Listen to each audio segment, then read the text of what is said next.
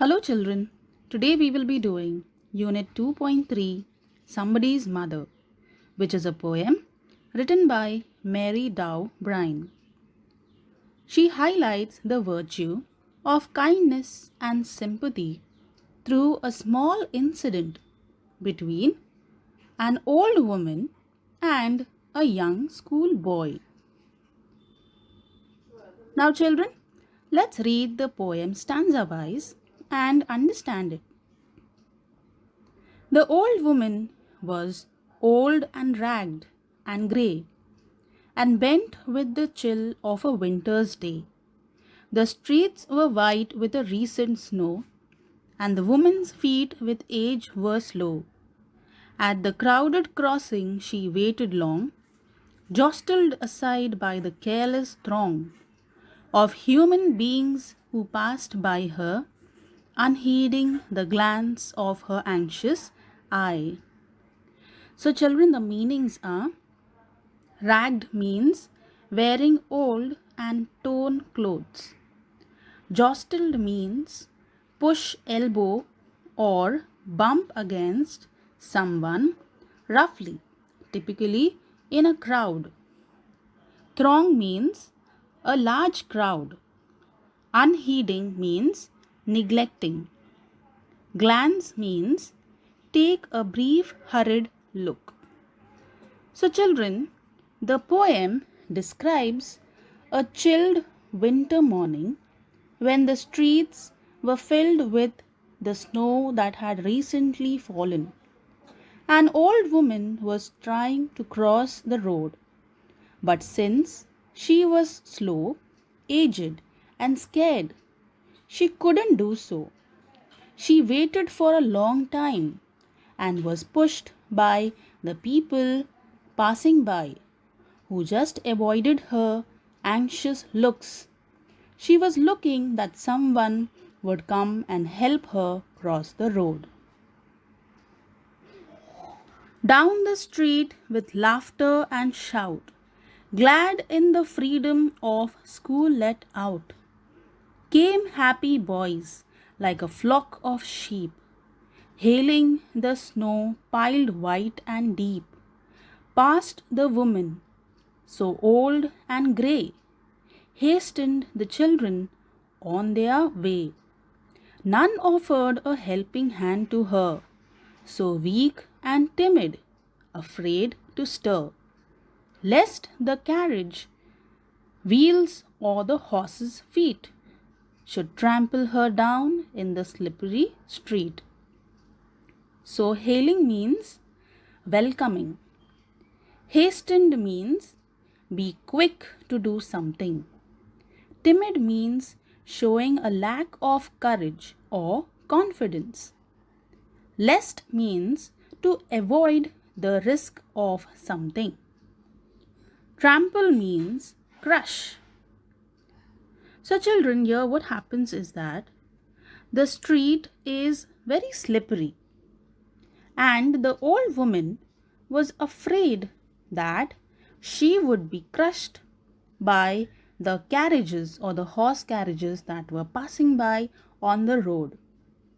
Then suddenly the school nearby was let out, and the boys rushed out happy that the school was over. They were just running and happy and cheerful because the school was over, and they were walking around happily. They also passed the old woman, but did not stop to help her. At last came out of the merry troop the gayest boy of all the group. He paused beside her and whispered low, "I'll help you across if you wish to go." Her aged hand on his strong young arm she placed, and so without hurt or harm he guided the trembling feet along, proud that his own were young and strong. Then back again to his friends he went, his young heart happy and well content. So children, troop means a group of people. Gayest means light-hearted and carefree. Tremble means shake involuntarily, typically as a result of weakness or excitement. So, children, at last, finally, a merry young boy among all the school boys came and whispered to the old woman that he will help her cross if she wants to.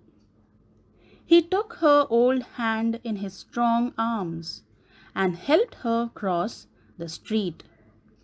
He came back to his friends feeling very contented, means he was very satisfied after helping the old woman.